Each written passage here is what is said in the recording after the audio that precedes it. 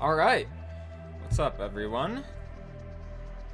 Hopefully all the audio's all good. I see Alex Mitchell is here. Hello, Alex. Welcome.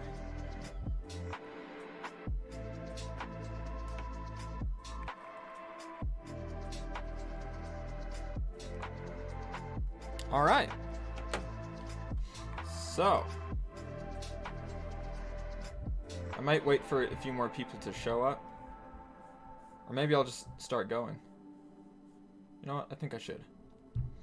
Okay. I'm doing pretty good, Alex. I just had a chill day. I went for a run this morning. I read a little bit more of Dune right when I woke up. It always happens that I take like really long breaks from reading the books that I'm reading. So then it's sort of hard to get back into them when I go back, but I'm trying, so there's that. But yeah, I've been doing good. Hopefully all of you guys are doing well. Josh, the NES Nerd 11, hello. Welcome to the stream, and Max Don, welcome to you as well.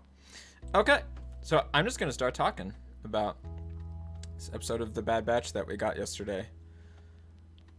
So, and you know what? I'm not even going to talk about things in order. I'm just going to talk about them as they pop into my head. So, it starts with Omega and, why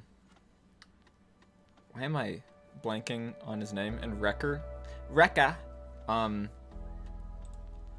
like napping together, which was really cute. And, Wrecker is hungry and wants more of their rations. Omega offers to give him hers, but Hunter sort of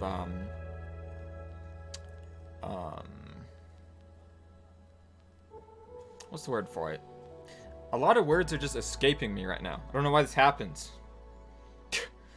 But he sort of like reprimands? No, lecture. Yeah, that's what the word I'm looking for. He sort of lectures him on it, saying like, hey, gotta let her eat. She doesn't even have her own like home. And that ties in to the end of the episode when Wrecker builds her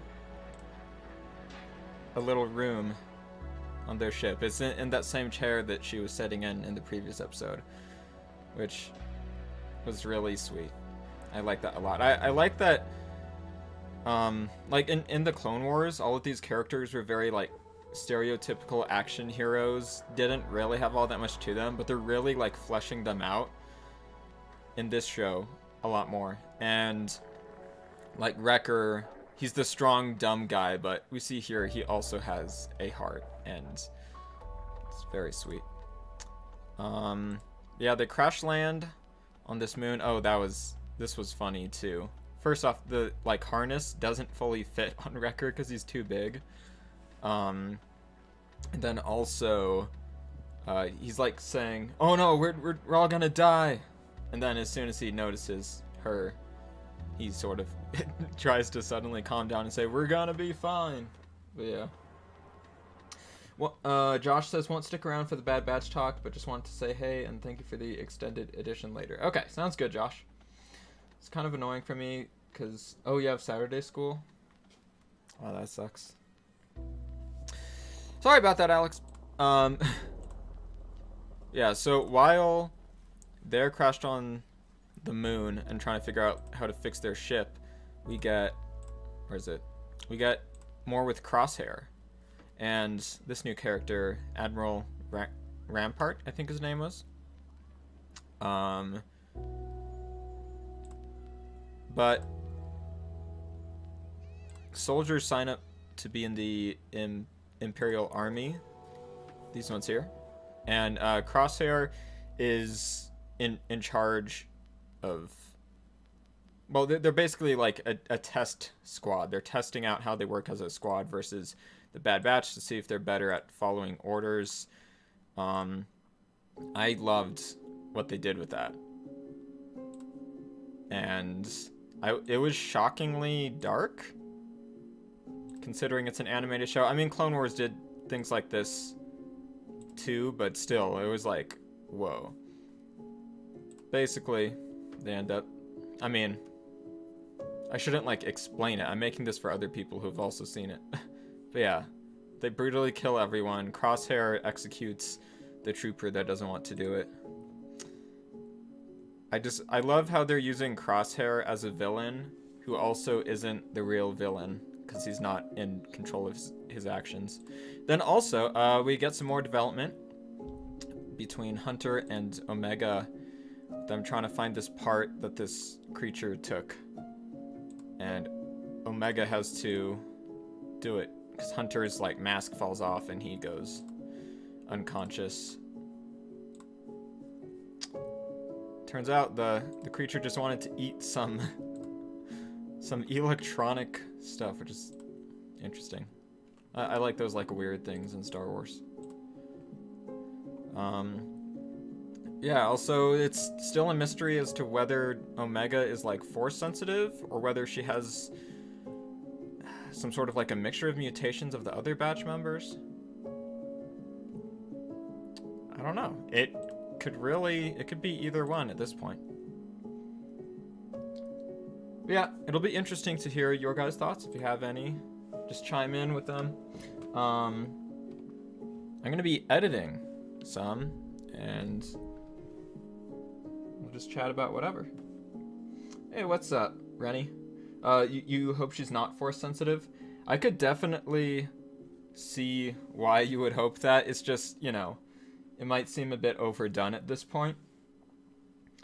I'd be fine with it either way, but it would be interesting to see, like, a different angle on why she's good at certain things, you know? And at this point, it might be more likely that, that she's not force sensitive, and she does share some, or all of the mutations of the Bad Batch members. Although, I don't know about super strength. We'll see if she lifts anything massive at some point. The thing is, like, Wrecker is also... He is built massive, which is why he can lift things. And she's not. So it would make less sense. I don't know if I want to see that. Scatman Binks. Welcome to the stream. I know you've probably said this, but are you including the entire first episode into the edit? Yes, I am. Okay. So where I'm at right now, guys, I'm editing subtitles. And I just muted the audio because I don't want to get a copyright notice for this. Yeah. Mick Mastermind 007. Meow Gerald. What? Hello.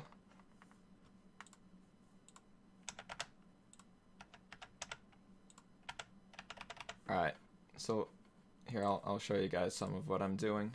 I don't want to give everything away, but...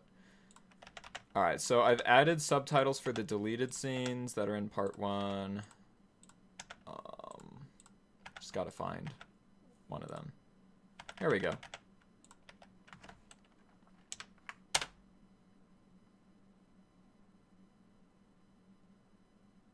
So yeah. Those scenes have subtitles now.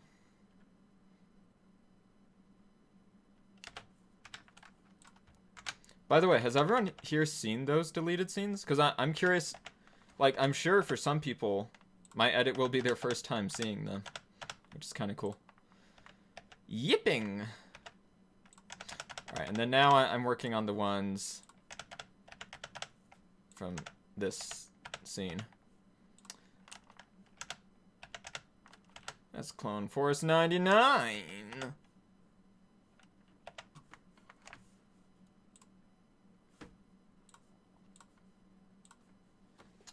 Alright, so what helps me be faster at doing the subtitles, and by the way, I'm going to go ahead and hide that. Better to be safe than sorry when it comes to the copyright stuff. Anyways, to help me with the subtitles, I'm watching the episode on Disney Plus with subtitles turned on while I edit them. So that way, I can make sure I don't make any typos, and I also get all of the extra ones that they have for just character noises, like characters grunting or screaming or whatever.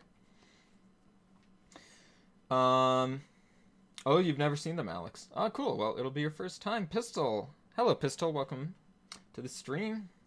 I'm doing pretty good. Max hasn't seen them either. Okay, okay. I mean, it's not a large amount of screen time that the deleted scenes are, but it's still cool. And what's interesting about them, so I won't spoil all of them for those of you who haven't seen them, but they have to do with Padme and Bail Organa, and they're trying to or you know what, to not spoil it, I won't say it, but I think it adds a lot to those two characters and the rest of the scenes in the movie, just knowing that this is going on, which is something you don't get in the official release of the movie.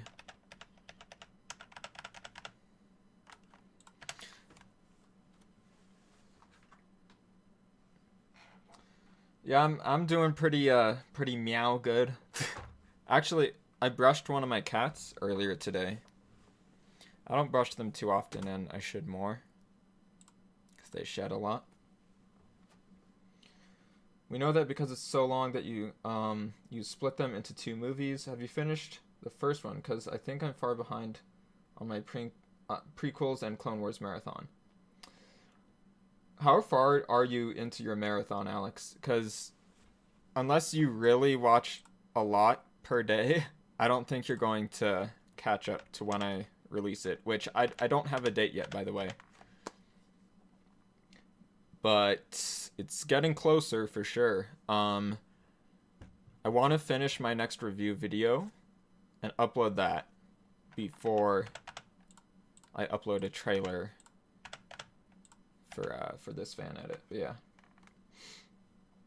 Watched an extended episode 2 a while ago. They really cut out far too many of Padme's best scenes. Yes, Pistol. That's really cool. Also, I've never watched episode 2 with the deleted scenes put back in. I've just seen the deleted scenes on their own. And if my memory serves me right, almost every deleted scene from that movie, like, makes the movie better. Whoever just did the sound effect, defestivus, I'm sorry. I have the audio muted right now. But I heard it. No one else heard it, but I did. He played it bum bum bum da na na na da na na na da. The Curb Your Enthusiasm credits music. But yeah, welcome to the stream. Also to Granh3. Granh3? I don't know if I'm saying that right. Maybe 5 episodes a day. We'll see, Alex. We'll see. I gotta go fast, probably. Nice, Alex, nice. Yeah, the chronological order does make a few parts of it just better. Yeah, I have it muted so that I don't get a copyright notice while I'm editing.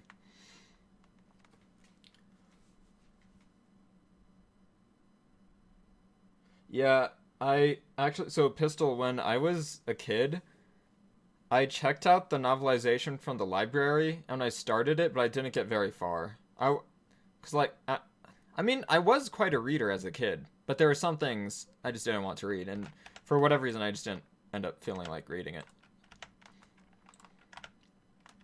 I've heard it's good though. What do I think of 2003 Clone Wars? I like it. I really like the animation style. The action scenes are cool. It's a cool show. I don't like it as much as 3D Clone Wars, or like the canon Clone Wars show. Just because, like, I think it develops the characters like a lot more than that one. But I mean, the 2003 one has a really great animation style. It's cool to look at and stuff. Is there a cut making A New Hope and Rogue One align at the end? I don't really see the purpose of that myself, MC, because like, you can just watch Rogue One and then watch A New Hope right after, because nothing really like overlaps.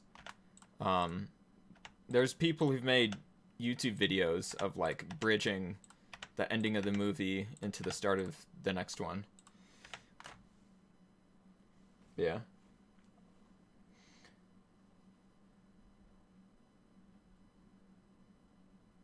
Yeah, there's actually a lot of deleted scenes I'm not adding in, Alex, because they're unfinished or they don't fit with the continuity of the movie because they changed the story while they were working on it. Yeah. You know someone who's working on a canon-friendly edit of the 2003 Clone Wars with updated visuals and a few voice changes. Yeah, I've heard of that too. I think, was it someone in our own Discord server? So I can't remember for sure, but I think it might have been. Nice, Alex. Nice. All right, let's see. So I'm currently making subtitles for this scene. That's Clone Force 99.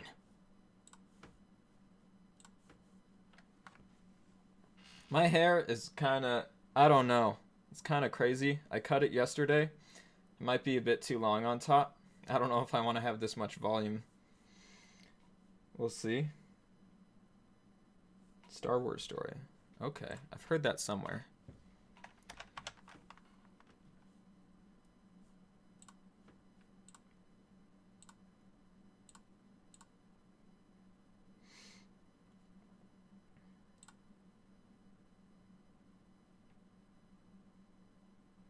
If I'm just like strangely silent, it's because I'm watching what I'm working on.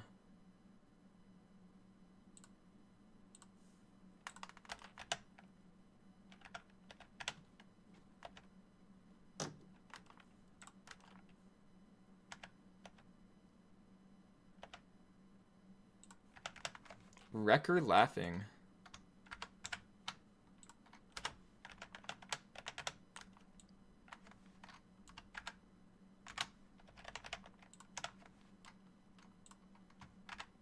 There's also some droids screaming there.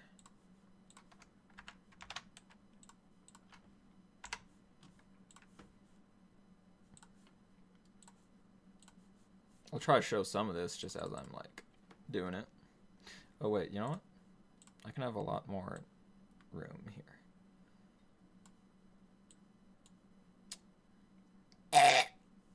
What are you doing?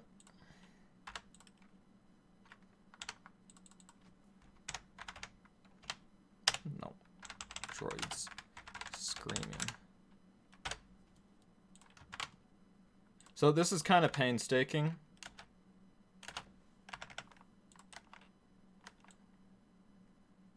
But I'm kind of used to it from doing it before for the previous one, so. Oh my god. Why is this? It's like lagging. I don't know if it's because I'm using my streaming program at the same time. It's like it didn't do this last time. What the fuck? Okay. Then we have Wrecker laughing. So yeah. I mean, it's not the most exciting thing to watch, I guess.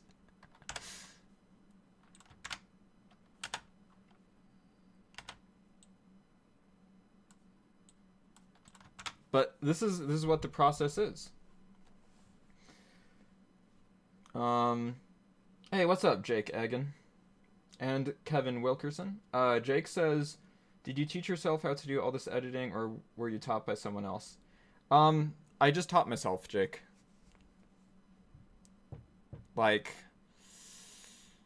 I think in, like, middle school and maybe elementary school. So I went to a private school, and for a few, like, random projects, they had us edit videos for things. So I learned a little bit of, like, Windows Movie Maker just from doing that. But pretty much everything since, I've just taught myself from doing it for, like, 10 plus years or however long it's been. Yeah.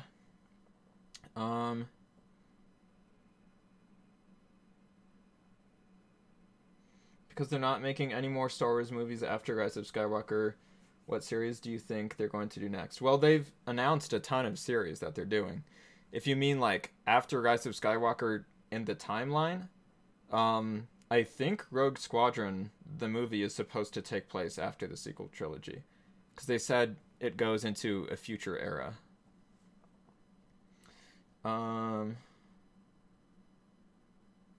Yeah, exactly, Alex. I haven't made the trailer yet, Kevin. I'm gonna make it probably once I'm done with the subtitles, or at the very least once I finished editing a review video that I'm working on, because I want to release that before the fan edit. And then, like, I would hope to have subtitles done for when it comes out, but if not, then I'll just release it with subtitles afterwards in an update. Yep. Hey, what's up, Scruffinator? What's poppin'? I'm just relaxing, typing out some subtitles. Hopefully everything's good with you. It's weird, so I read the chat from a monitor over here, you can probably tell. So I don't oftentimes look at the camera. Might be a little odd, I don't know.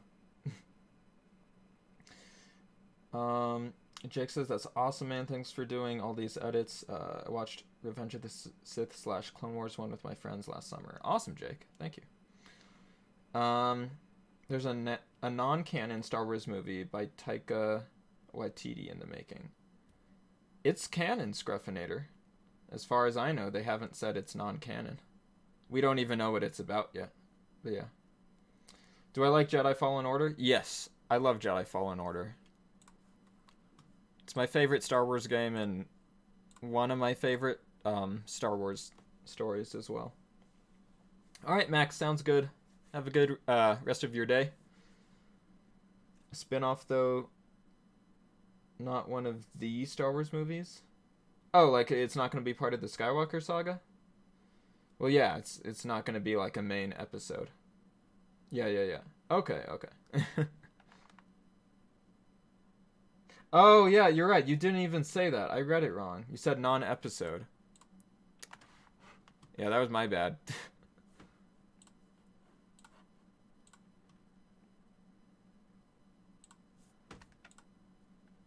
Okay, you know what's kind of weird? Wrecker says, yeah, right here. They don't even have a subtitle for that on Disney+. But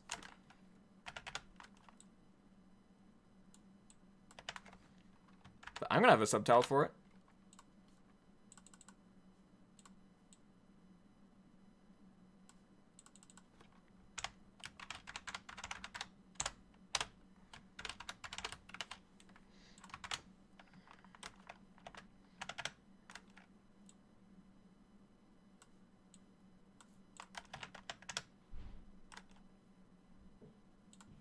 You know what? I feel like there's a bit too much droids screaming to continue to have a bunch of subtitles for it constantly in the scene.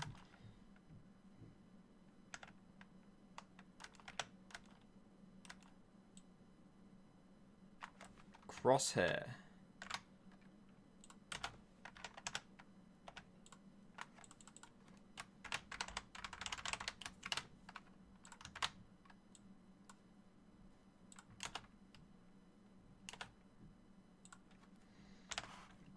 It's weird. In the official Disney Plus subtitles, they don't have, like, character names like this for when it's a character talking, when like if you were deaf you wouldn't be able to tell which character is saying the line, because like, you know, they're wearing helmets, you wouldn't be able to tell because you can't see the mouth moving, because like usually they do, but they don't for this. So hey, look at that, my subtitles are better than the Disney Plus subtitles. Yeah, like Rogue One or Solo. Yeah, I don't know if it'll have a Star Wars story in its name. I don't know if they've completely dropped that. It's weird. Because, like, Solo flopped at the box office. So, I don't even know anymore. Maybe you could make, after this, Order 66 with Revenge of the Sith, Clone Wars Bad Batch. No, I don't. I've said before, I don't want to add the Jedi Fallen Order scene, Alex, because it spoils the game for anyone who hasn't played it. Because that scene isn't meant to be the first thing that you see from Cal. You're supposed to get to know him first, and that be revealed later. You came up with a general idea for how the sequels could have been salvaged after The Force Awakens. There's a lot of ideas and differing opinions out there. I don't know. It's crazy. Because, like, I liked The Last Jedi a lot. And then I really didn't like The Rise of Skywalker.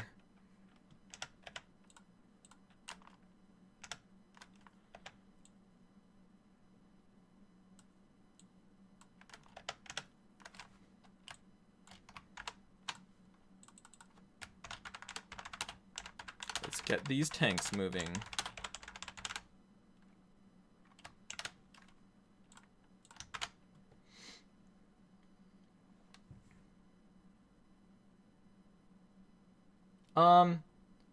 If you look it up on YouTube, Alex, there's a lot of people who have made videos on YouTube that are just montages of like Order 66 scenes from everything edited into one video. So like people have already made stuff like that.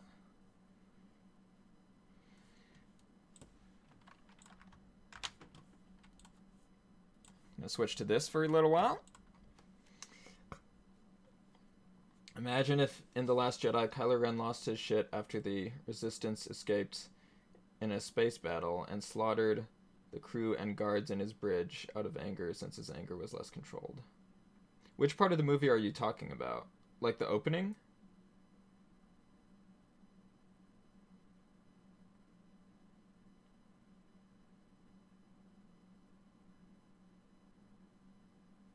Or maybe you're just saying like if they had had some different space battle scene and afterwards that happened. I mean, I guess it could have worked. I don't feel like, I mean, it would depend on what it is for the story. Also, I'm realizing now how much the amount of volume in my hair kind of bugs me. So I might have to cut it more. Somehow Palpatine returned. Yeah, pistol. The thing is, that's something that, like, only a billion-dollar company could come up with. Because if it was just, like, if Star Wars was not as big and it was just a smaller thing, then the people making it would only do things to tell their story, and they would write it so that the story would benefit overall. But when Disney is making these movies, they're thinking about, okay, are the fans going to like this? And like so many of the fans didn't like the Last Jedi that they're like, oh my god, they just panicked. They didn't know what to do. So they tried their hardest to retcon as much of the story of the sequel trilogy as they could to turn it into something different for the last movie. And it really shows. But yeah,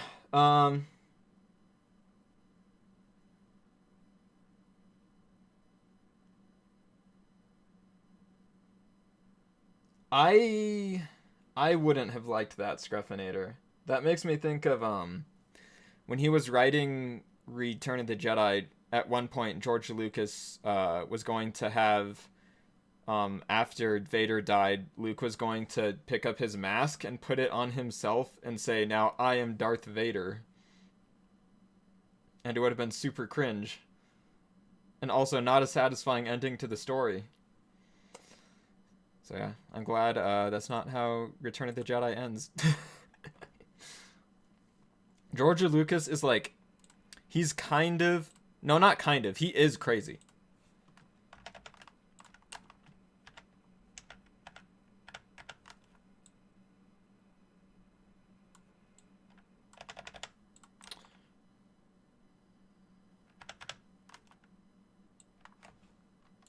Screw it. I'll add another subtitle for the droids screaming again.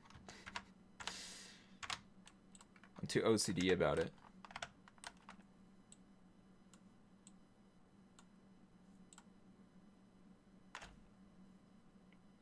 Why is Premiere being like so slow on certain things?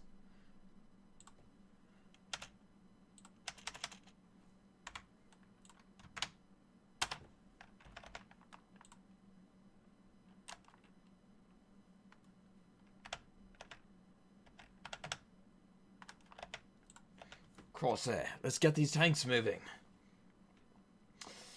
No, not as an ending, but as a turning point about halfway in. Well, okay. I don't see the point of that, Scruffinator. Like, Kylo Ren's character arc in The Last Jedi is him becoming like his own villain and not trying to be his grandfather, not trying to impress Snoke. That's his character arc. So for that, unless you want to completely change his character arc in the movie, personally, I really liked that they mixed it up and made it different from the original trilogy. You know, since Kylo Ren kills his master and becomes the master, becomes the main villain, instead of just going with, you know, the same like Emperor Vader template that they had with him and Snoke. But then, as we see in The Rise of Skywalker, they undid that by bringing back Palpatine. So now Kylo Ren is no longer the main villain. So they ruined the plot twist and his character development.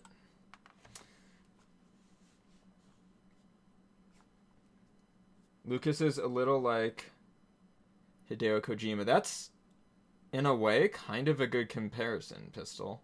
Comes up with the best ideas for overall, but does not... Oh, but does need a team to keep him in check. Yeah. Yeah.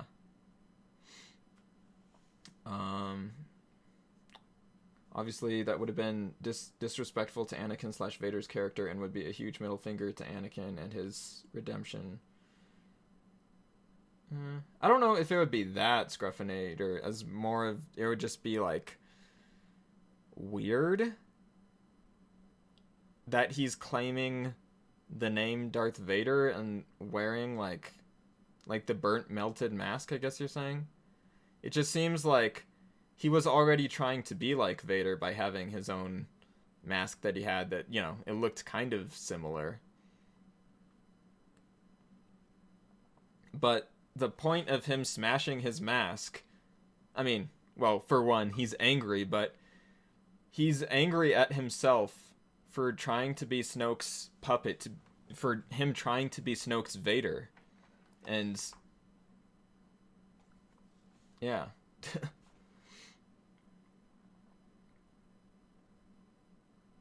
Yeah, well, I mean, Scruffinator, that's something where we're just gonna completely disagree on. For me, The Last Jedi is, like, top-tier Star Wars up here. The Rise of Skywalker... Oh, my hand went off screen. Is, like, the worst film in all of Star Wars. But yeah, I mean, there's so much disagreement about the sequels that sometimes, like, I don't even feel like talking about them, you know? Just because, like, sometimes it's just not enjoyable. But yeah.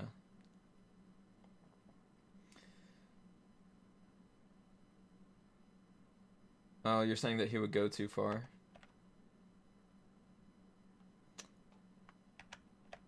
Yeah, well, I mean, the thing is that in The Force Awakens, he kills his father because it's what Snoke wanted. It's not what he would have wanted to do. Like, if it's not what Snoke demanded from him. So, and then in The Last Jedi, when he goes back to Snoke after killing Han Solo, Snoke, like, ridicules him. He's not even pleased with him, which is what starts Kylo Ren's character arc in the movie of rebelling against Snoke and taking the power for himself instead of answering to a master. But then, oh my god, this is why I don't like the Rise of Skywalker, is because then at the start of that movie, he's like, oh, okay, now I'm gonna answer to a new master, which is Palpatine. It just does like a 180 on his character development. To me, it felt weird. They were like, oh, hold on. They're like, we hate at the same... I'm not sure what you're saying there, Alex.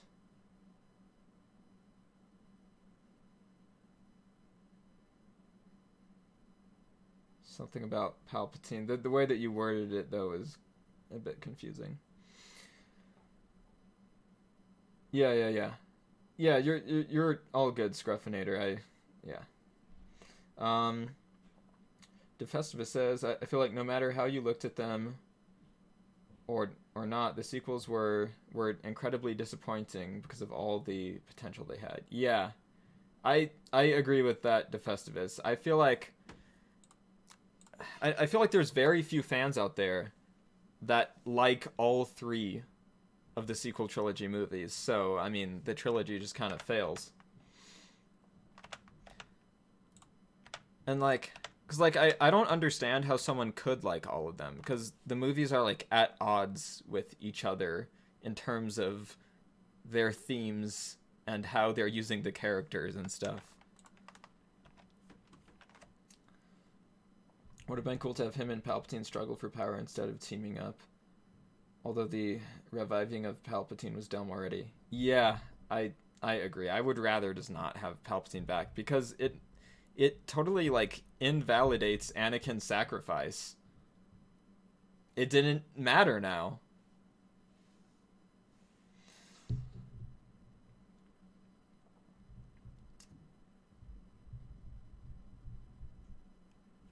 Yeah, Dave Filoni and Jon Favreau both know what they're doing.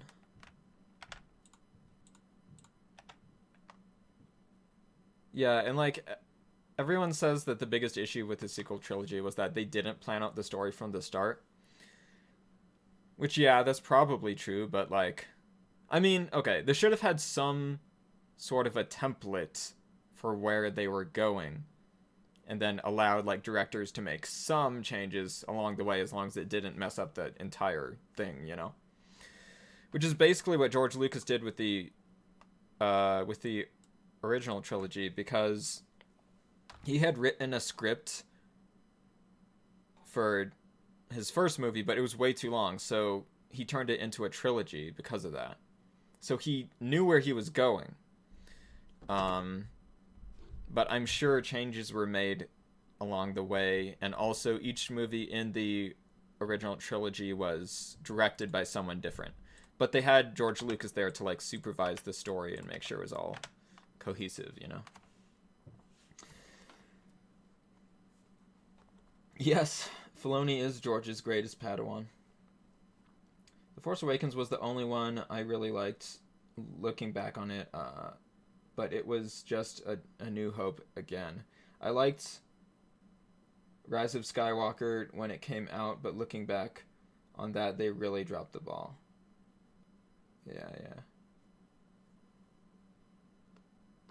I can see that. And like, when it comes to people not liking The Last Jedi, there's still a part of me that doesn't understand how someone could not like it, even though I've heard all of the reasons why people don't like it. So like, I understand, but there's still a small part of me that doesn't. It's just, I think it just comes down to, like, people see the story of Star Wars in different ways. And if you look at it from a certain point of view, then you're not going to like what The Last Jedi does. But if you look at it from a different point of view, then you'll think it's a great movie. So it's, I don't know, it's really weird, the whole disagreement about it. But yeah, for me, The Force Awakens,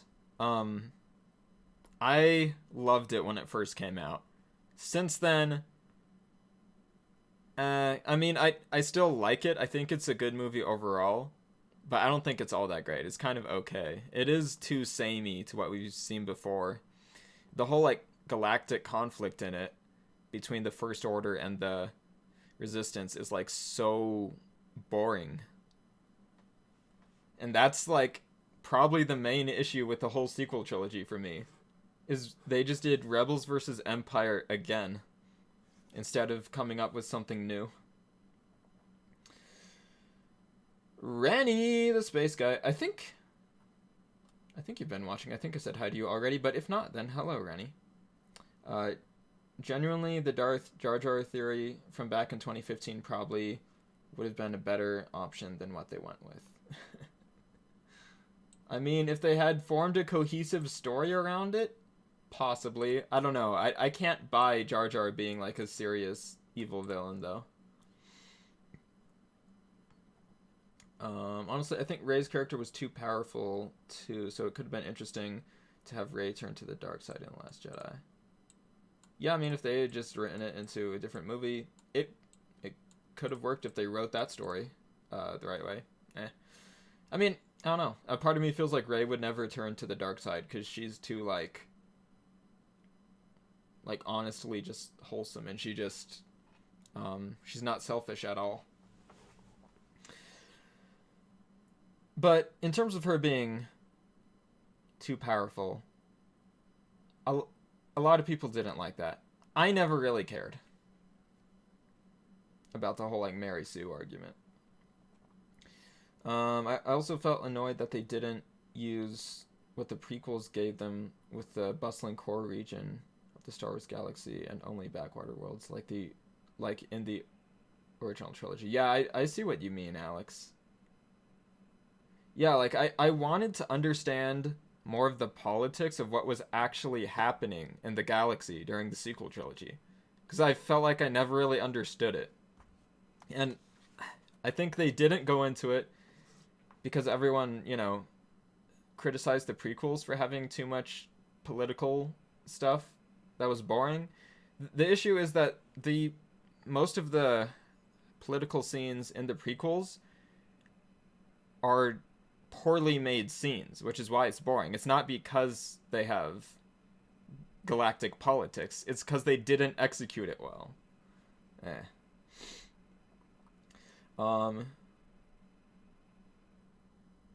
Yeah, the thing about Finn being force sensitive is so strange to me. It feels so, like, last minute. They just add something in. Like, what?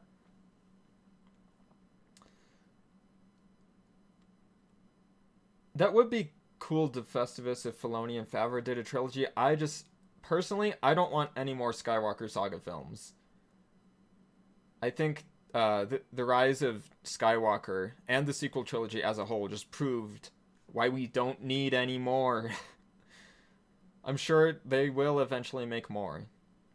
And I don't know what to even think about that at this point.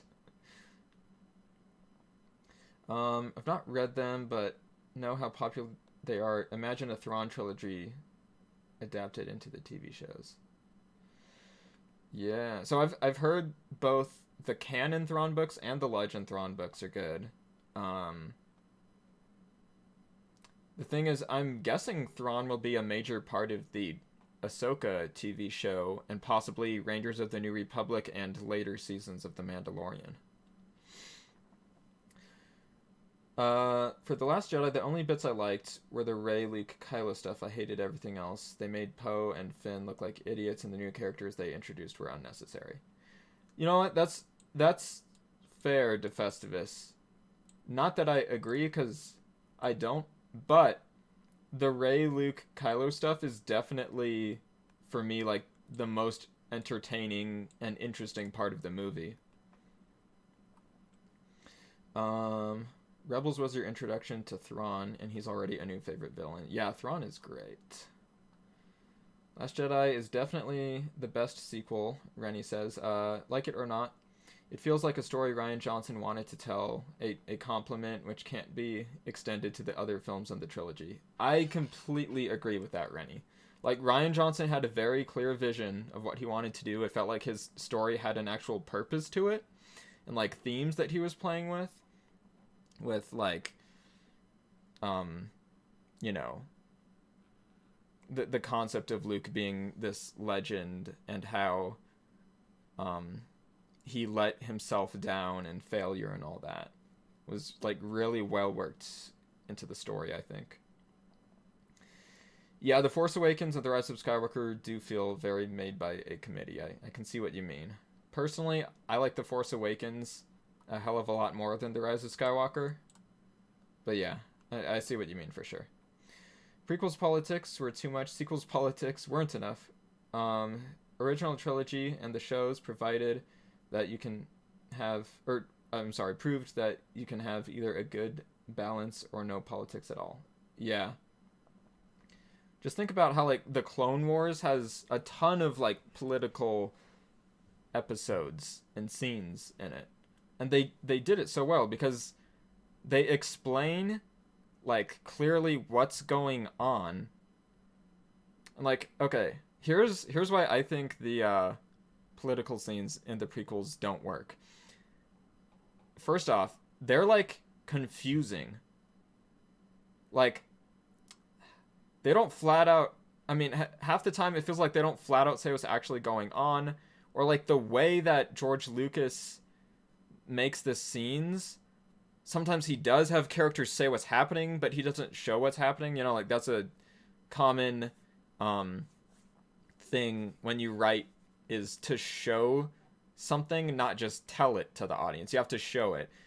For example, in Attack of the Clones, when they mention the Separatists wanting to leave the Republic because they think that it's corrupt, right?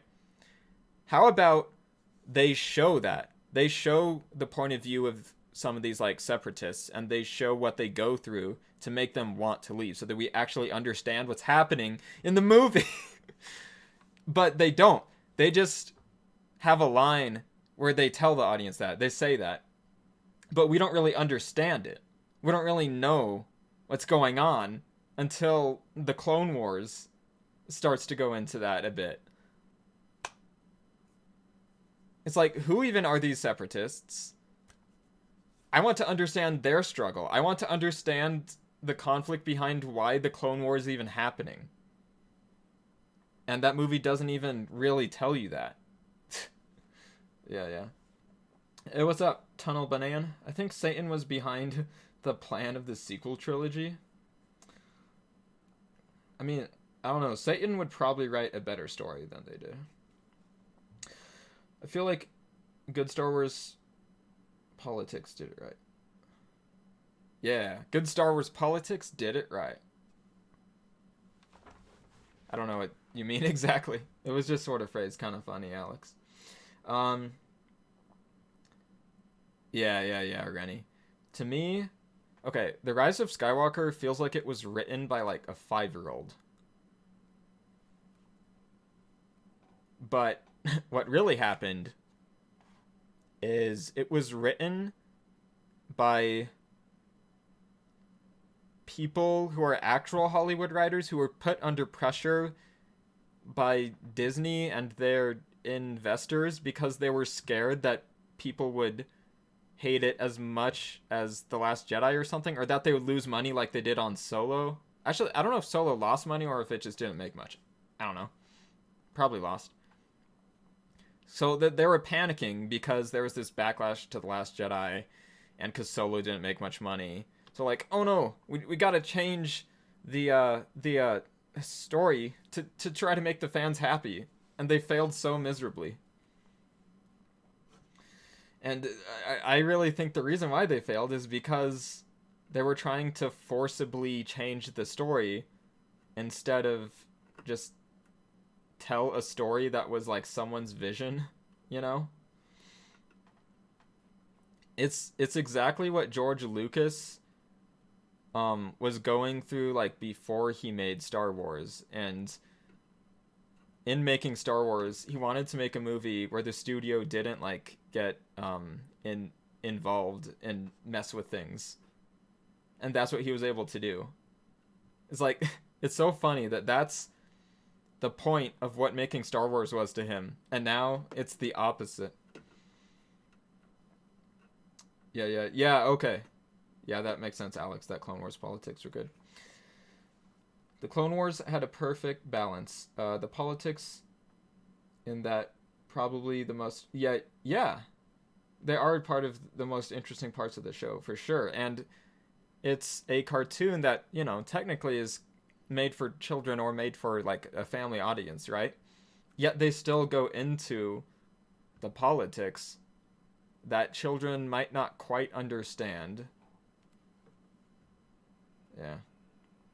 And then, okay, I've never understood, like, George Lucas has claimed that Star Wars is made for children, like, purely for children, and that doesn't hold up, because he puts in all this politics that kids wouldn't understand, and then there's, like, the brutal violence of, like, Anakin murdering children, and then being lit on fire and all this stuff. Solo did lose money? Okay, yeah, that's what I thought. But I wasn't sure. You remember the first time you watched Attack the Clones? I was so confused with who Count Dooku was. Yeah, okay. You know what they should have done, Alex? What George Lucas should have done when he wrote the prequels. And this even shows that, like, with the prequels, George Lucas had a plan of where things were going to go, but he hadn't planned it quite enough. Because Dooku being introduced in Attack the Clones is, like, confusing. So I think Dooku should have been in The Phantom Menace as a Jedi, so that we have some background for who the character is, you know? Like, have him, before he left the Order, have him be on the Jedi Council and be mentioned by name or play some role in the movie, you know?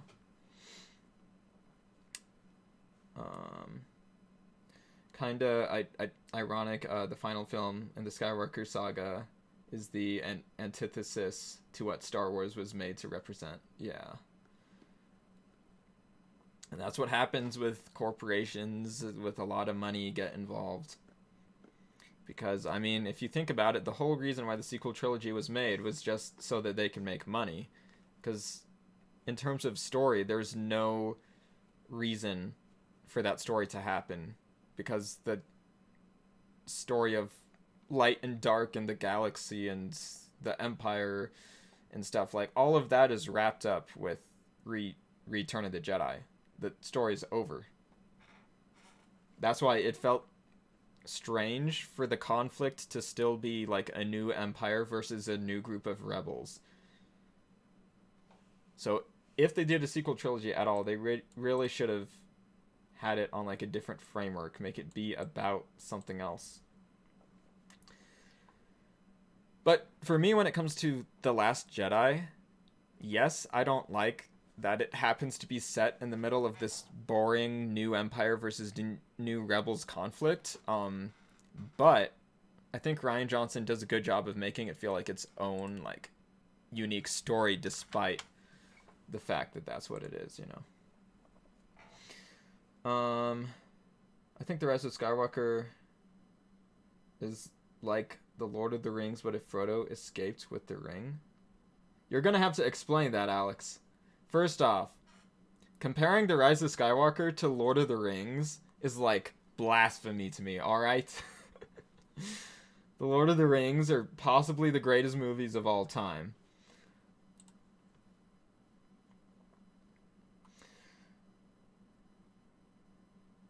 Oh, no. Defestivus, we are on the same page in terms of Solo and Rogue One. I also love Solo. I wouldn't say I hated Rogue One, but I didn't like it. There's, you know, in any Star Wars movie, there's a few aspects of it that I'm gonna like or be like entertained by, but overall, I did not like Rogue One, and it's just because it didn't have good characters, and most of the movie was boring. But yeah, Solo is really great. No one went to see it because I think no one wanted a prequel story about Han. I didn't either, but I was shocked at how much I liked it. Because it's just it's a good story. It's a well-made movie. In the scene where Obi-Wan tells Padme about Anakin killing younglings, it really looks like, yeah, like he's stifling a laugh. I don't know if it's true or not, but people have said that when he puts his hand in front of his mouth before he says killed younglings, it's because he was trying to not, like, show his smile or laugh for the camera or something. I don't know if that's true or not, though.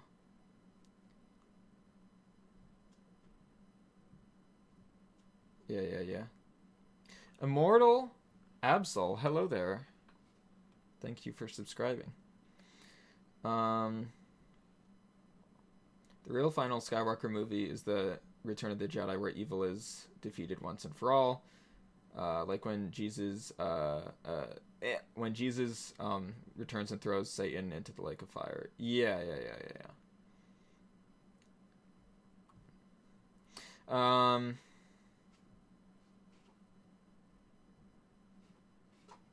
Tolkien was deeply Christian. That's why Lord of the Rings is so good.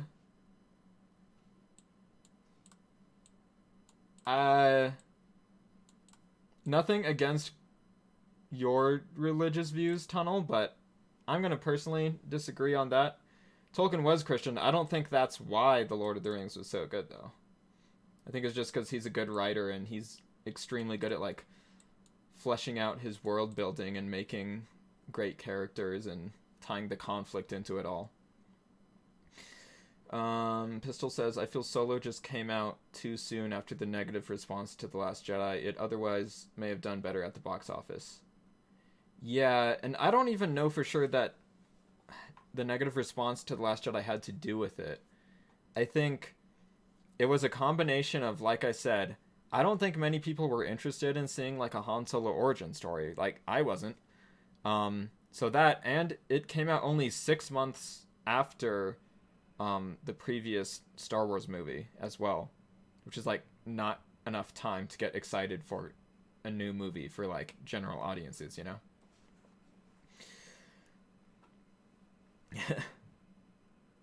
Yeah, defestivus. Rogue One gets exciting towards the end, but it's a rough journey to get there. Yeah, Pistol. Yeah, I think Solo's a fine movie. I don't know if I would quite put it up there with, like, my top favorite Star Wars content, but it would be in, like, the B section below that, if that makes sense. If I made, like, a tier list or whatever.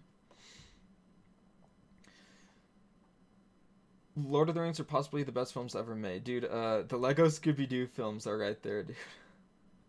I didn't know there were Lego Scooby-Doo films. Like, they had a really good story, but at the last second changed and ruined it. Yeah. I feel the same way, Alex. Rogue One is boring, but Darth Vader is amazing in it. Yeah. I think, though, in Rogue One, I think it would have been better if they didn't have the Vader Mustafar castle scene in the movie. Because if they didn't, then it would be more of, like, a cool moment, like, cool, shocking moment when he shows up at the end and does what he does. I feel like they sort of, like, that scene felt unnecessary to me. He says a weird pun in it, which is strange.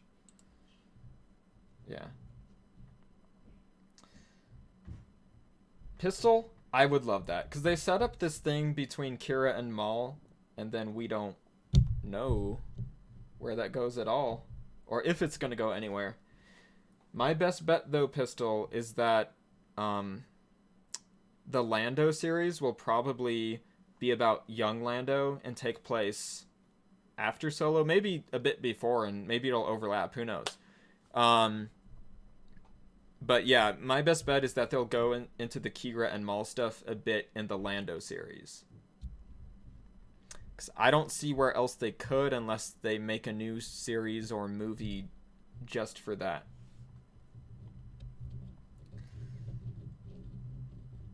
I can explain why he laughed in the shot before the actor that played 3PO fell over. It was quite funny to me. Oh, you're talking about Ewan? Laughing about the younglings line thing? Hey, what's up, Paula, man? Yeah, me too. Like, so the first time that I saw it, I went into the movie with very low expectations. I was expecting to dislike it in a similar way that I did to Rogue One. I'm like, oh, it's just going to be a bunch of pointless fan service like Rogue One. That's what I was thinking. But I walked out of the theater thinking, you know what, that was kind of okay. That was good, you know? Like, I wasn't fully accepting how good it was yet, I think. And then every time since that I've watched the movie, I've liked it more and more. At this point, so for me, my favorite of the Disney Star Wars movies are The Last Jedi and Solo. I'm not sure which one I like more at times. I do think I probably do like The Last Jedi a bit more. But now that the sequel trilogy's ending is like ruined and it's all just pointless trash, maybe I do like Solo more. I don't know. Vader sounded old and tired. Well, that's because James Earl Jones is old and tired. No, I don't know if he's tired, but he's a lot older now. It's like Sauron in Mordor. Yeah, like, I love the concept of Vader's castle tunnel. I think it's really awesome. But I just think it would have made Vader's ending scene in Rogue One better if that was the first time that we saw him in the movie. I think Kira betrays Maul and that's how he lost his criminal empire in Rebels. Oh, yeah. Yeah, at some point I would love for them to go into how Maul loses the criminal empire. How he loses Crimson Dawn. And I'm sure Kira will play a role in it. That would be so interesting to see. And I really hope they do it at some point. I hope they don't decide not to do it just because, like, Solo really underperformed. Yeah.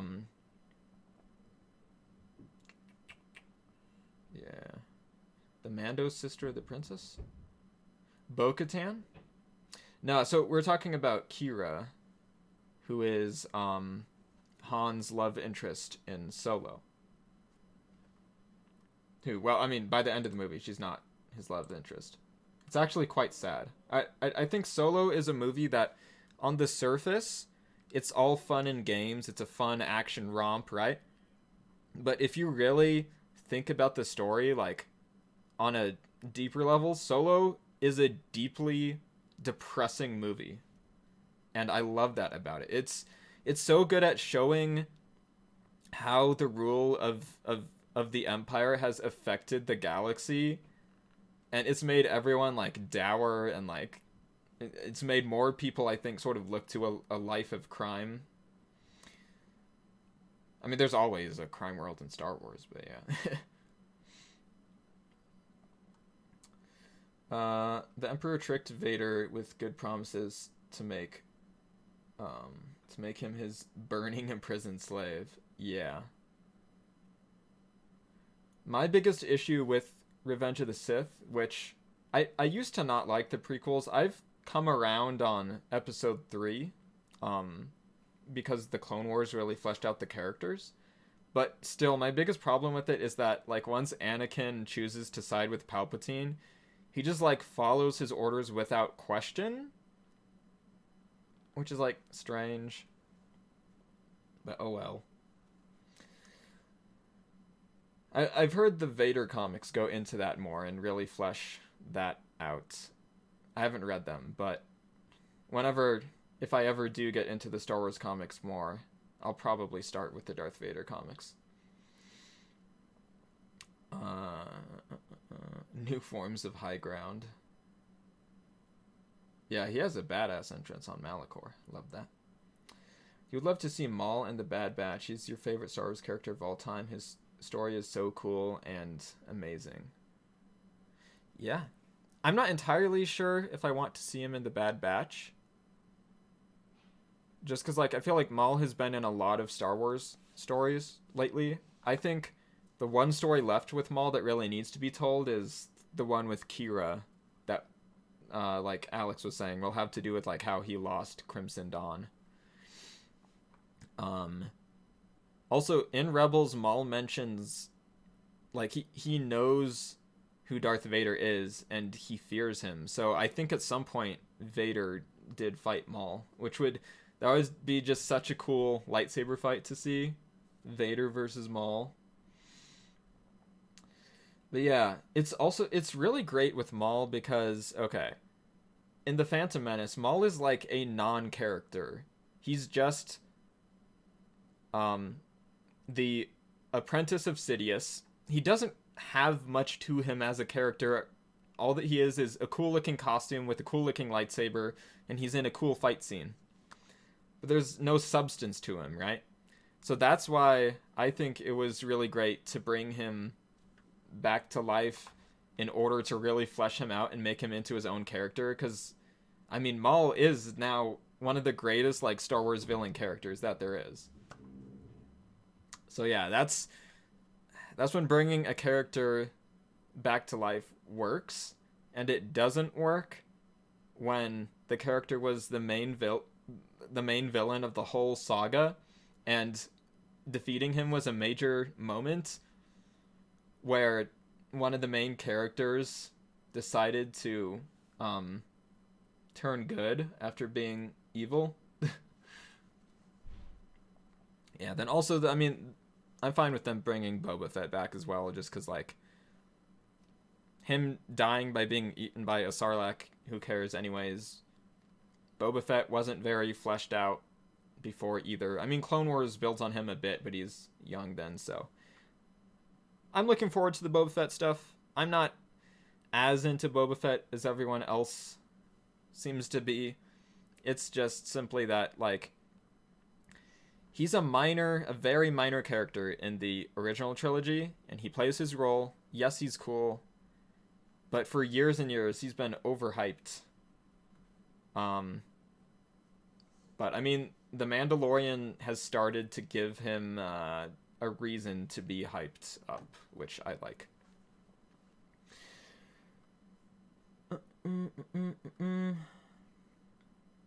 What do you think about Mace still being alive?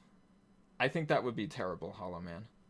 99% of the time, I am against character resurrections, because, like, it would take away from Mace's death. Like, that's the moment that Anakin turns to the dark side. Like, Anakin killed Mace Windu. Yes, all it did was cut off his arm, and Palpatine was the one who really did it, but Anakin was the one who really caused Mace Windu's death, and if they were to bring him back, it would take away from Anakin's turn to the dark side. The same way that bringing back Palpatine took away from Anakin turning back to the light side.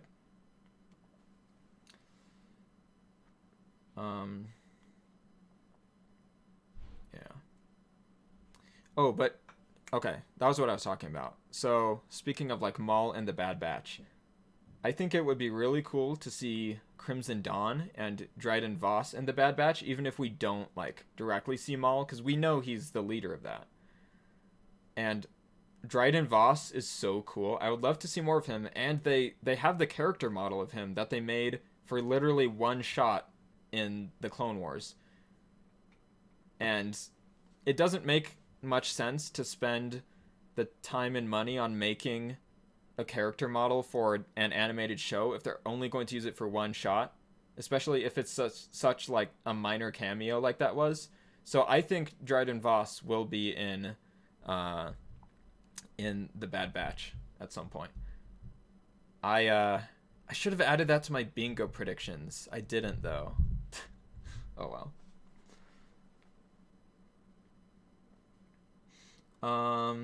Highly recommend the first two Vader comic runs. So good. Charles Soule and Kieran Gillen.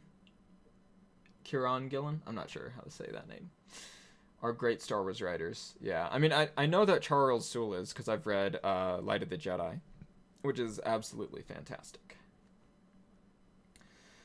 I feel like if the Jedi made Anakin a master, things would have gone way differently.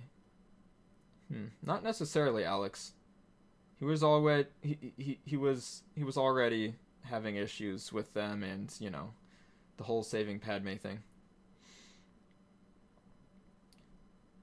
I will have an edited nervous breakdown if we get Maul versus Breakdown on screen. Do you mean Maul versus Vader? Same for Boba Fett. He didn't deserve such a goofy death. Yeah, I agree with that. So I think it's very easy to just see his death in Return of the Jedi as not being a death. He got temporarily eaten. It's not like he was chewed up and it wasn't like he was dissolved in stomach acid. We don't know that. The Sarlacc just burped afterwards. He could have gotten out an hour later. I mean, he has a jetpack. It might have been destroyed, but I don't know. I'm guessing in the Boba Fett show they'll probably have a flashback to how he got out of the Sarlacc pit. And I want so badly for that scene to be like kind of goofy and silly and hilarious. Because I just think that would be great. I mean, it's such a weird scenario to think about. This strange man in this armor trying to get out of the belly of this like giant creature that lives in the sand. I like it when Star Wars goes really weird at some points and just does like funky shit. That's why like Luke drinking the green milk from the sea cow thing in The Last Jedi, that's why like that didn't bother me at all. Like that's just normal weird Star Wars stuff to me.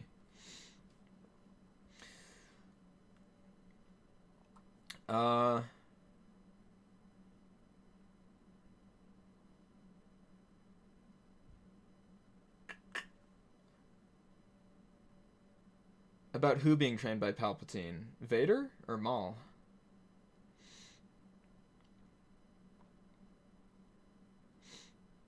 Mace Windu survives in the Vader comics? I haven't heard of this. I will roll my eyes if that's true. I hate pointless character resurrections so much.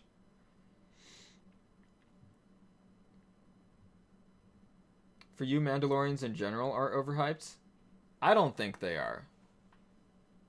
I think Boba Fett specifically is, or at the very least used to be. They're gonna make him cooler now. But I mean, just from Mandalorians being in the Clone Wars and Rebels and the Mandalorian, they're just a really interesting group of people. It took me a few viewings to realize that Voss, to realize that it was Voss. Yeah, it is a really good attention to the continuity. I feel obligated to commend you on your edit of Revenge of the Sith, as it cuts the fat and starts the film with the only character that matters, Cody. Thank you, Rennie. I mean, in terms of cutting fat, I didn't take out any scenes from the movie, so yeah, but it's great that they've turned Cody into more of a character. And all of the clones. Because in Revenge of the Sith, like, if you don't watch the Clone Wars first, the fact that Cody, like, has a name, and I think he's the only, or he's pretty much the only named clone in the movie. The only one that they call by their name. I think, like, Oddball in the very start of the movie they do. That's so brief that you can miss it easily. Yeah, I mean, the Clone Wars is such a fantastic show. It's fixed everything I didn't like about the prequels, pretty much. Yep, Vader. Okay, cool, pistol. Yep, defestivus here. I could even show it to you since I have my file open for editing subtitles into the fan edit. Which, by the way, I've just stopped doing. I can't focus on that and talking about Star Wars with the chat at the same time, which is totally fine. I'm having fun with this. Okay. It's in this scene. It's when Maul's talking to all of the syndicate leaders. Here. That's Dryden Voss right here. You can even see the, like, scars on his face.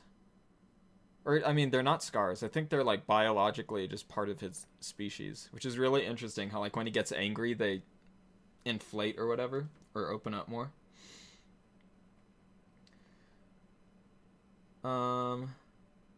That's not canon if it's true.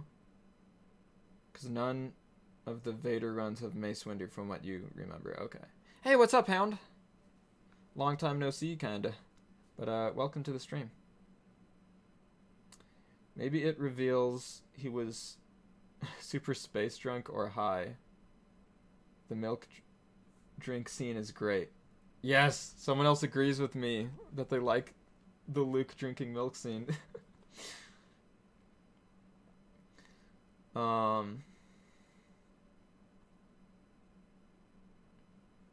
Wait, which character are you talking about when you say super space drunk or high?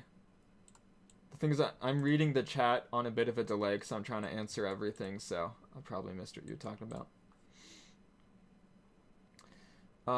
You love how most of the clones have not proper names like Kickback and Slick. Yeah, I mean, if you think about it, it's sort of like, what do you call it? Like, military call signs are what they have.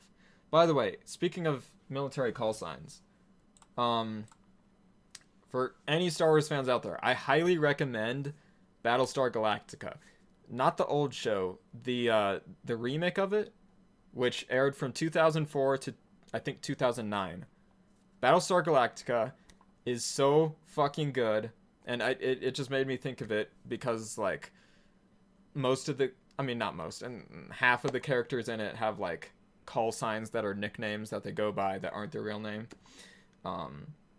It's such a fantastic science fiction show. If you like political drama / like ethical debate things in your sci-fi, that's what the show is. It's so good. There's so many great characters that are good. Battlestar Galactica is great. At some point I might make a video about it. Also, Katie Sackhoff, who plays Bo-Katan, is in it as one of the main characters in Battlestar Galactica.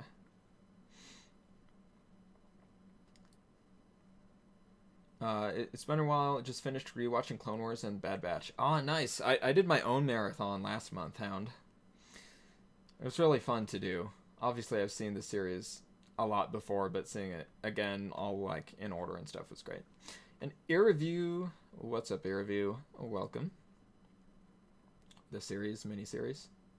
Yeah, so Battlestar Galactica starts with a mini-series. I mean, that's what they call it. It's actually 2 episodes that are each like an hour and a half long. So it's basically one movie that they split in half.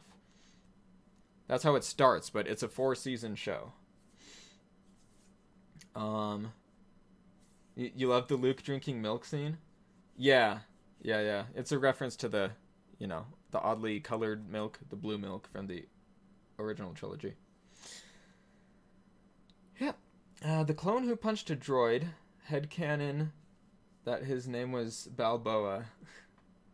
That is funny, Pistol. I'm talking about, Boba was high when he got eaten. Okay. Battlestar Galactica had a little bit of a controversial ending. I really liked it. And so I first watched the show like years ago, and then I rewatched it over the past year-ish. Knowing what the ending was going to be the whole time during the rewatch, like, you really notice they've been setting up all of the themes that go into the ending of the show, like, from the very start of the show.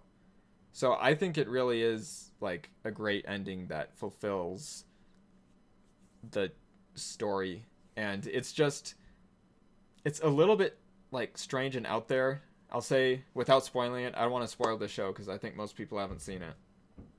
But I think it's really great when you consider all the themes and strange lore type stuff introduced throughout the show, I think it makes a lot of sense.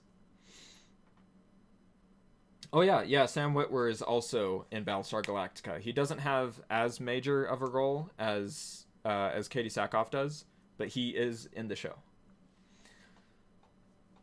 And Domar Khan, welcome to the stream. I'm sorry, but I don't speak Spanish. At least not very well. I learned a little bit in school, but yeah. I took a break from streaming so I could focus on studying for exams, but when they are done, or sometime soon, I'm going to start up again. Oh, nice. Oh, cool. You have your own Discord? Awesome, Hand. You could shoot me an invite to it on Discord or something, and I could join it. Where can you watch it? Wait. Where can you watch what? Oh, Battlestar Galactica. That's a good question. I think it might be on like Peacock or something. Let me look this up, actually.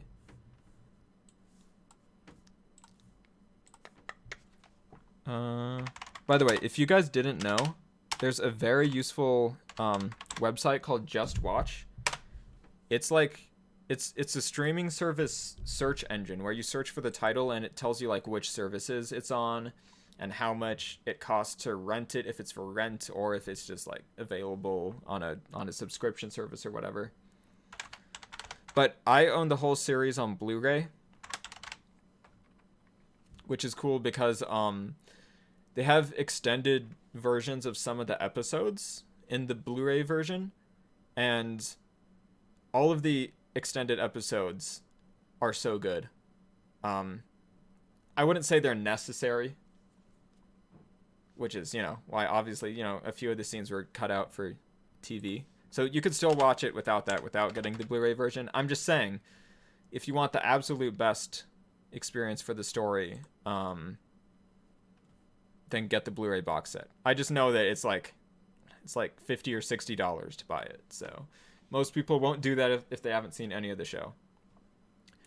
Okay, so it looks like Battlestar Galactica is on Peacock and Tubi. So Peacock, I know Peacock, it's free with ads. So you can literally watch this for free. But I guess Peacock also has a premium thing where like if you pay them, they'll not have ads. So if you don't like ads, you can pay for Peacock. And I believe the entire show is on there. Yeah. Highly recommended if you want a sci-fi that's it really takes itself seriously. It's dark, it's realistic, it's grounded. All these things. Asian Persuasion, what's up? Welcome to the stream.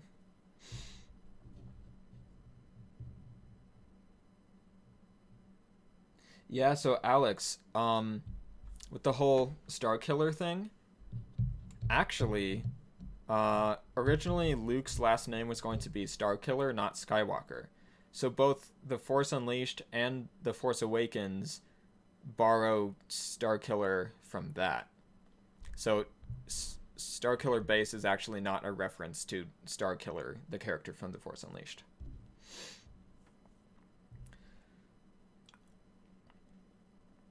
You're firing out the details and then giving a select few people access so they can tell me what's wrong with it before I release it. Okay, cool. Yeah, sounds good, Hound. I know when I first started using Discord, I'd never used it before. I was very confused and someone helped me set it up. So, yeah. Hey, what's up? Pet04 Lego Films, General Kenobi. Well, since we have a decent amount of people here now, does anyone want to talk about the third episode of The Bad Batch that came out yesterday? Because honestly, we haven't even done that much of that in this stream. So if you want to talk about that, we could talk about it. If not, I'm thinking of ending the stream relatively soon. Or maybe I could play guitar just for the fun of it or something.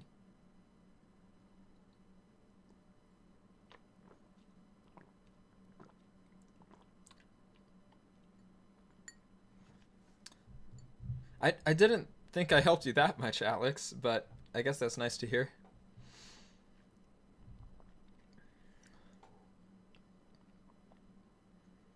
Yeah, definitely no plot holes, I would say, Hound. It's really good, you're saying? Yeah, I really like how they're explaining why the clones were phased out and replaced with stormtroopers. And, you know, this is one part of that story which you're going to see more of as the show goes on. I really like that. That's super interesting. Actually, wait. Now that I'm not editing, I could have background music.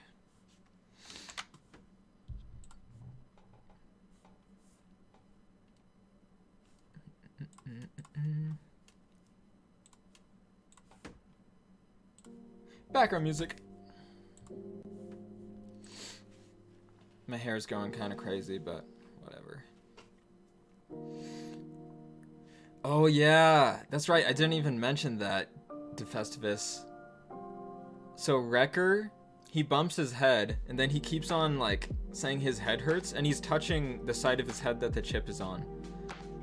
So they're setting up that his chip is going to like start working at some point. And then also Tech is working on making a chip detector or some sort of device that can tell like if the chips are working or something.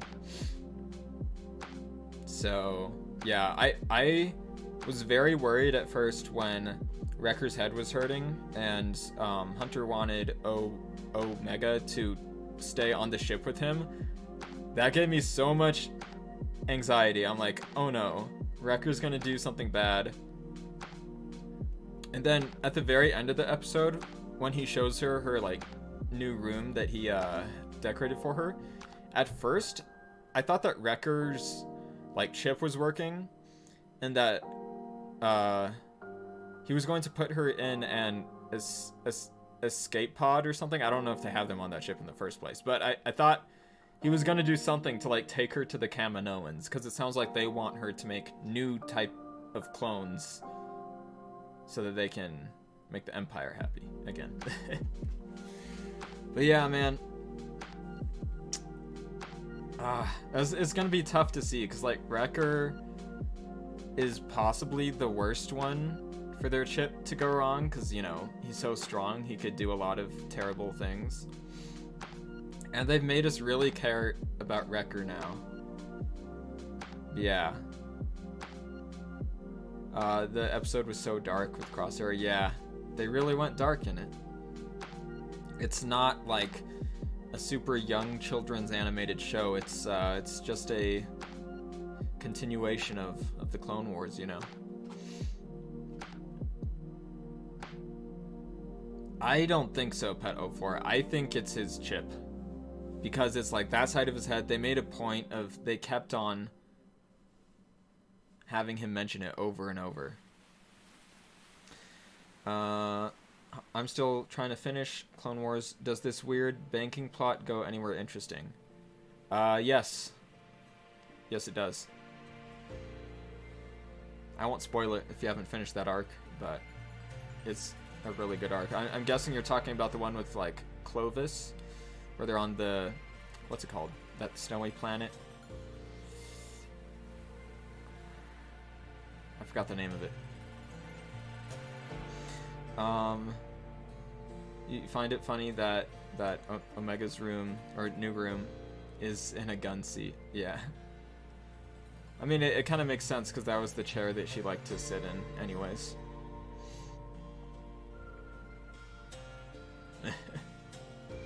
Yeah.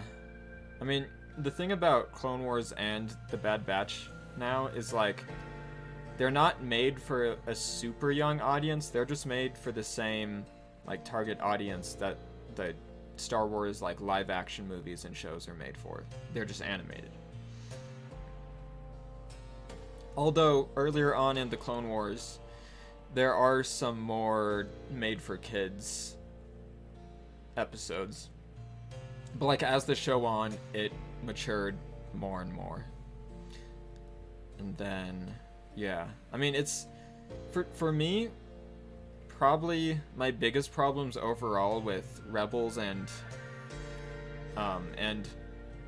Resistance are the fact that they're made more for kids, and they go lighter on some of the heavy, darker aspects of it that would have made the story better if they didn't.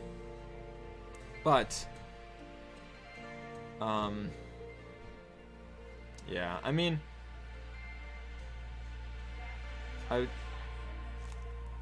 I'm live streaming right now, Mom, but I'll do it when I'm done.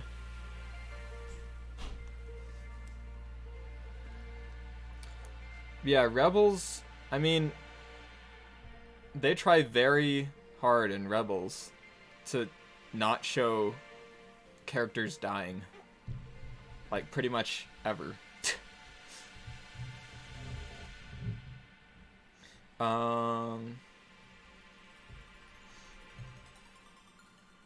Oh yeah, I feel bad for the clones too, Alex. It would be nice if they could give the clones some sort of a happy ending in some way. I don't know if that's possible at this point, but it would be nice. You think that we're going to see a Kaminoan rebellion? Yes, I do think we will. I think that's where they're headed with that. We've started to see, you know, just that the Kaminoans aren't happy with how the Empire's handling things, and I think it'll go in that direction. But yeah, Hound, I would say that Rebels is a kid's show. I mean, in a way, Clone Wars is too, but it's more just made for, like, a family audience. Resistance. Yeah. Resistance for sure.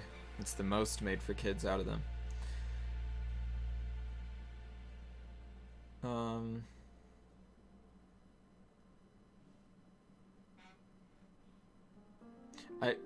Yeah, I think Crosshair will have some sort of rescue or redemption go on with him. And at the end of this episode, they showed, you know, he was looking kind of sad or questionable when he went into the Batch's living quarters, their room, and saw, like, the marks up on the wall from all their missions and stuff.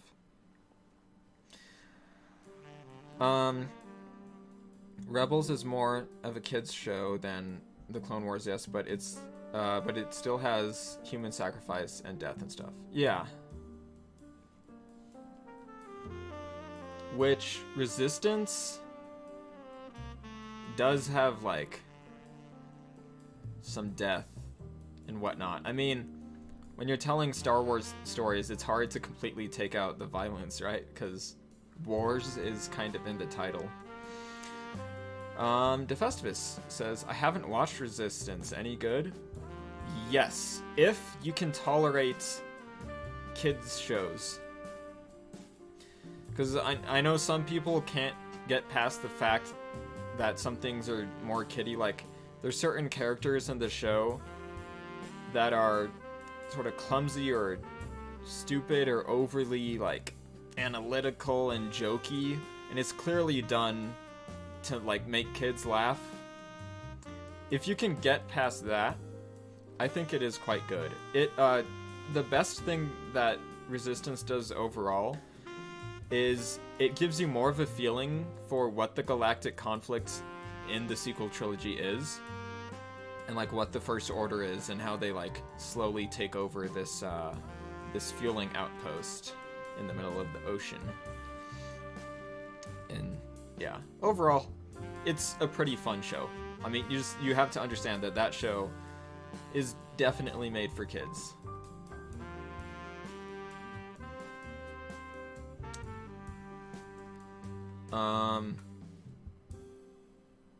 Yeah, I wouldn't say it's necessary for the overall story of Star Wars or anything. Yeah, it is going to be in 2 parts, Hound. You feel like Resistance is if Jar Jar was a show? Not quite. I mean, the main character is clumsy like Jar Jar, but he's more of a character than Jar Jar and more likable than Jar Jar. He's not as goofy as Jar Jar.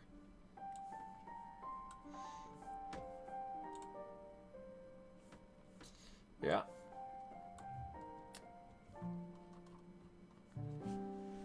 Alright guys, I think that's where I'm gonna end it for today. Thank you guys for watching. I will, I'll be back on Monday to stream more, what am I gonna stream? I'll figure it out then. Either Lego Clone Wars or Resident Evil, but probably Resident Evil. But yeah, the email for The Hobbit There and Back Again. That email address is, oh yeah, look, it's showing, oh, wrong side. That's my other fan edit of The Hobbit, everybody. Sorry, the email address is barrelwritingbaggins@gmail.com.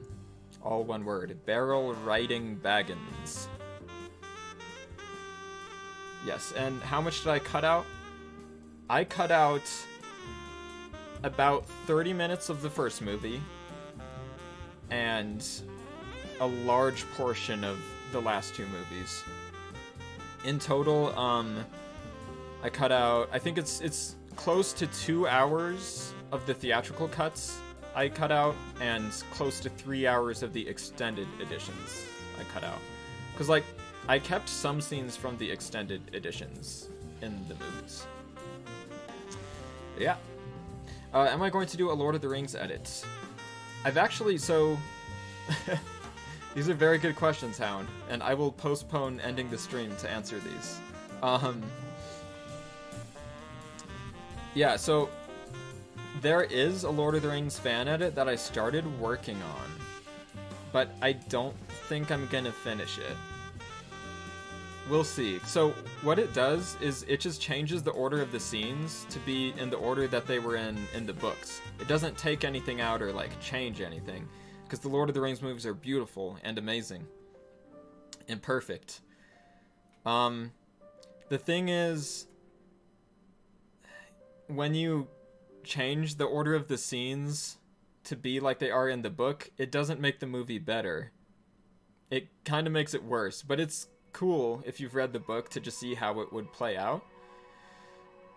So, I don't know if I'll ever finish that or not. I got most of the way done with it, and then I'm just like, I don't know if I want to spend my time doing this. But yeah, so that's that. Alright, Pedo4, I'm ending it anyways right here, so that's good timing.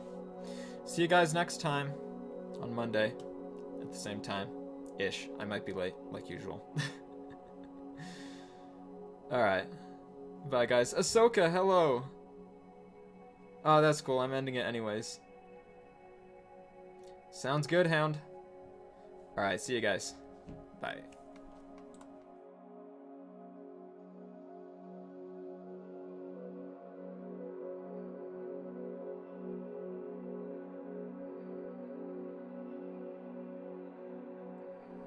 By the way, the streaming schedule is wrong. I thought it updated, but it didn't. It's Monday, Wednesday, Friday, Saturday. Okay.